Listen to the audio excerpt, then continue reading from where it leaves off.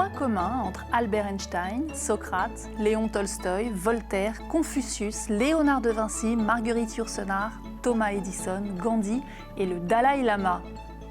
Ils sont tous végétariens. Mais pourquoi? L'homme est omnivore, alors pourquoi se priver d'une partie de notre bol alimentaire?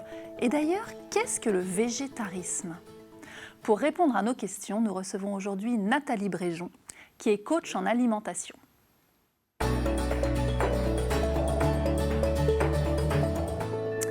Bonjour Nathalie Bréjon. Bonjour. Merci d'être venue. Merci à vous. Donc, je l'ai dit, vous êtes coach en alimentation, mais plus largement, vous êtes coach de vie, vous êtes numérologue et puis vous êtes coach en restauration. Donc, vous avez multicasquette, mais c'est pour l'alimentation, pour votre côté coach en alimentation, que je vous ai demandé de venir aujourd'hui parce que j'aimerais que vous nous parliez du végétarisme. Donc, d'abord, en préparant l'émission, moi, j'ai regardé végétarien, végétarisme. En fait, ça veut un peu tout dire et rien dire. Végétarisme, je veux bien que vous nous donniez votre propre définition. Alors, donc, le végétarisme, c'est des personnes qui consomment des légumes, des céréales, des légumineuses, qui consomment des produits qu'on va appeler sous-animaux, c'est-à-dire plus précisément des œufs, du fromage, de la crème, du lait, par exemple, mais qui ne mangeront ni viande ni poisson. D'accord. Ni viande, ni poisson. Donc le viande, végétarien, le vrai végétarien ne mange ni viande, ni poisson, voilà. mais mange tous les produits dérivés des animaux. Voilà, c'est ça. D'accord. Tout à fait. Et alors, quelles sont, de ce que vous connaissez, quelles sont les motivations des gens à devenir végétariens? Souvent, c'est pour respecter l'animal. Il y a un respect de l'animal. Il y a surtout avoir une bonne santé. Ouais. Ça Alors, fait partie des motivations. En quoi est-ce que ça donne une bonne santé? En quoi ça donne une bonne santé? Parce que le végétarisme consomme beaucoup de légumes, voilà, et remplace, parce que la consommation excessive de viande n'est pas pour moi bonne pour la santé, ou de poisson d'ailleurs, parce que souvent on parle de la viande, mais le poisson aussi dans l'excès, n'est pas forcément bon pour la santé. Alors qu'est-ce que vous appelez dans l'excès? Ça veut dire quoi, manger dans l'excès? Eh bien, les personnes qui en consomment, par exemple, 2 fois par jour, ou même 1 fois par jour, c'est pour moi trop. 1 fois par jour, toute viande confondue et tout poisson confondu, c'est trop? C'est trop. Plutôt 2 fois par semaine serait largement suffisant. D'accord. Très largement suffisant.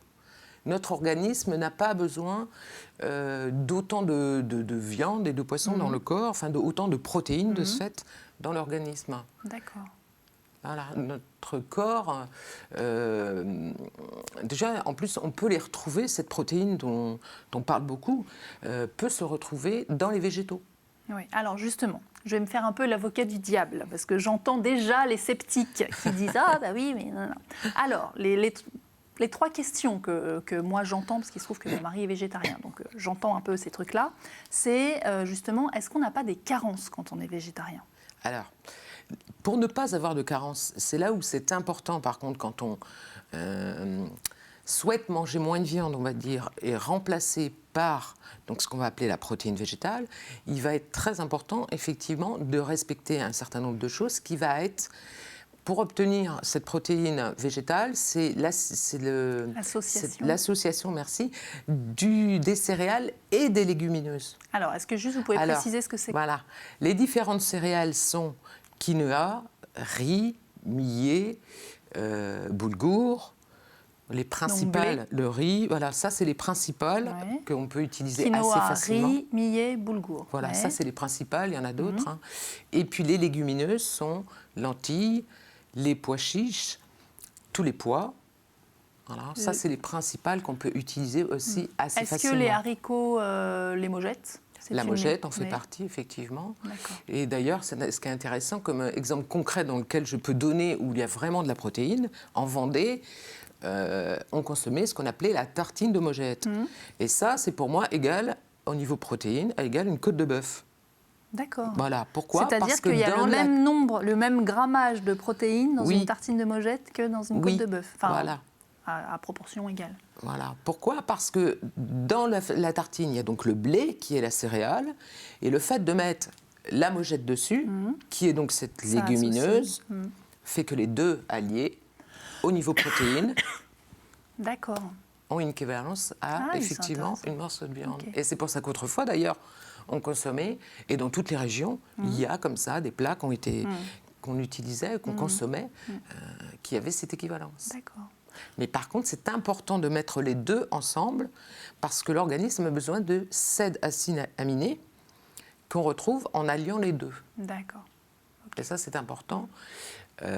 C'est de mettre aussi 3 quarts de céréales à peu près et 3 quarts et 1 quart de légumineuses. Ok. Suffisent pour que ça puisse fonctionner. Ok. Alors, l'autre argument que j'entends déjà, c'est les végétariens, ils sont tristes. C'est pas, franchement, la cuisine végétarienne, c'est fade. Hein. Ah là là, pas des bons vivants. Hein. Et c'est là où c'est bien dommage d'ailleurs, parce que normalement, quand on mange végétarien, eh bien, on a plus de dynamisme. Voilà. Dans son corps, on se sent beaucoup plus allégé. Vous êtes végétarienne, vous ? Alors, je l'ai été. Je ne vais pas me considérer comme végétarienne en tant que telle, pure, parce qu'effectivement, je m'adapte. Et parfois, je garde le plaisir de manger. Et parfois, si je vais au restaurant, je vais consommer un peu de viande. Mais chez moi, oui, je le suis complètement. Chez moi, je n'achète jamais de la viande. Ça va faire bientôt presque une dizaine d'années. Donc, est-ce que vous êtes ce qu'on appelle une flexitarienne ? Alors, on pourrait le considérer comme tel, effectivement. Donc, les flexitariens, c'est les gens qui mangent de la viande de temps en temps, quand c'est de la très bonne viande. Voilà. Okay. Mais j'ai été végétarienne pendant 5 ans, tout en ayant un métier de cuisinière dans un établissement. Où il faut quand même avoir effectivement la pêche. Tout à fait. Voilà. Okay. Donc, et moi, au contraire, je me sentais mais vraiment très bien. Et dans mon corps, vraiment... Et je n'ai jamais eu de carence. Est-ce que c'est compliqué de cuisiner végétarien ? Alors pour moi, je ne vais pas vous dire que c'est compliqué, forcément. Pour moi, c'est super simple. Il y a quand même des changements à faire. Il y a effectivement, je vous invite à le faire progressivement, de ne pas se dire, bah voilà, j'arrête de consommer de la viande là maintenant, puis d'un seul coup, je change tout mon placard et je mange végétarien. Il faut savoir que déjà, les personnes qui mangent végétarien mangent plutôt bio ou avec des produits non traités, on va dire, parce que ça va avoir un impact. Ça va être parce qu'évidemment, quand on mange beaucoup de légumes, beaucoup de fruits, s'ils sont traités, c'est quand même, voilà, pour l'organisme, c'est moyen, on va dire, voire déconseillé. Donc, il y a toute une démarche. Ça veut dire qu'il faut cuisiner aussi. Voilà. Faut savoir qu'on mangera moins aussi, puisque le fait de manger des produits non traités, bio, dans l'organisme... On arrive à une meilleure satiété. Voilà. Donc en quantité, on mange moins. Mais il y a des temps, un petit temps de préparation, de cuisine. Alors justement, parce que je vois le temps qui passe et donc je voudrais quand même en arriver aussi à vous, parce que vous donnez des cours de cuisine végétarienne. Voilà, donc si vous avez envie de devenir végétarien, vous pouvez aussi vous former. Donc comment ça se passe vos cours ? Alors mes cours, comment ça se passe ? En fait, moi j'ai un programme que je mets à l'année avec des thèmes très variés, des temps très variés. Après, j'en fais d'autres dans d'autres lieux. Voilà. J'en fais aussi, je peux me déplacer à domicile. Ah oui, vous pouvez venir. Je me déplace aussi. Donc il faut créer un petit. On invite quelques amis à faire un cours de cuisine. Voilà, par exemple, des amis. Ça peut être aussi pour une festivité, c'est possible. Un cours de cuisine pour un enterrement de vie de jeune fille, par exemple. Enfin voilà. Je le fais aussi pour 1, 2 personnes aussi. Enfin voilà. Je le fais aussi à domicile. Ok. Bon, super.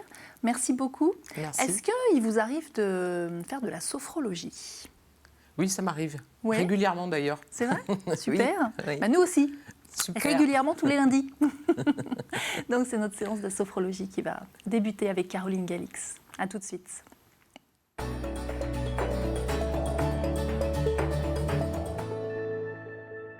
Bonjour à tous. Aujourd'hui, nous allons faire un nouvel exercice de sophrologie qui va consister à apprendre à développer sa concentration. Pour cela, vous allez vous mettre debout sur les 2 jambes, les pieds sont écartés à la largeur du bassin. Prenez le temps de trouver votre équilibre. Et donc, ce qu'on va faire, c'est qu'on va commencer par inspirer profondément en levant un bras. Donc, n'importe, ça peut être votre bras dominant. Donc, moi, c'est le bras droit. Donc, comme ceci. On inspire, on essaie de ne pas contracter l'épaule. Et ce qu'on va faire, c'est lever le pouce comme ceci. On va faire une rétention d'air pour pouvoir se focaliser sur un bout du pouce qu'on va ramener pendant cette rétention d'air jusqu'à notre front. Une fois que la vue se trouble, on ferme les yeux et on va expirer en prenant le temps de laisser tomber notre bras, comme ceci. On va le refaire, on inspire, on lève le bras. On bloque la respiration, on se concentre sur notre pouce, qu'on ramène. On essaye d'aller lentement. On ramène jusqu'à notre front, la vue se trouble, on ferme les yeux. On expire. On essaye de se concentrer vraiment sur le pouce, même quand il est au niveau de notre front. Sentir son contact au niveau de notre front. On laisse poser les choses. On accueille les sensations, les phénomènes, sans interpréter ou analyser quoi que ce soit. On va le refaire. On inspire profondément en levant notre bras. On se concentre sur notre pouce lors de la rétention d'air, qu'on ramène au niveau de notre front. On ferme les yeux et on prend le temps d'expirer à notre rythme. Voilà, comme ceci. On prend toujours un instant pour accueillir les choses. Voilà. Et pour cette dernière fois, on va le faire et cette fois-ci, pour favoriser notre concentration, on va se donner une phrase de motivation.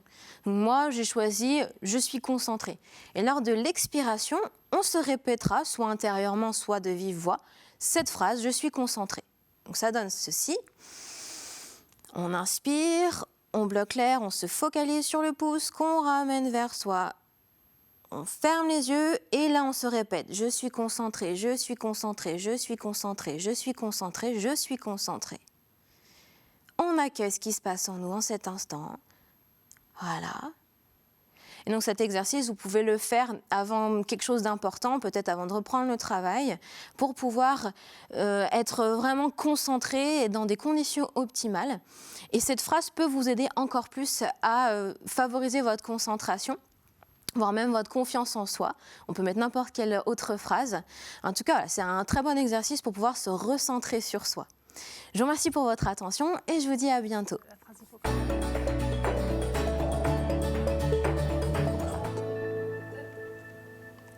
Merci Caroline. Il va être temps de se séparer. On voudrait juste terminer avec Nathalie en vous disant une phrase d'Hippocrate, je vais vous laisser la dire d'ailleurs, qui peut être le conseil pour devenir végétarien. En fait, Hippocrate disait que ton alimentation soit ton médicament. Que ton alimentation soit ton médicament. On vous laisse méditer là-dessus et je vous dis à lundi prochain.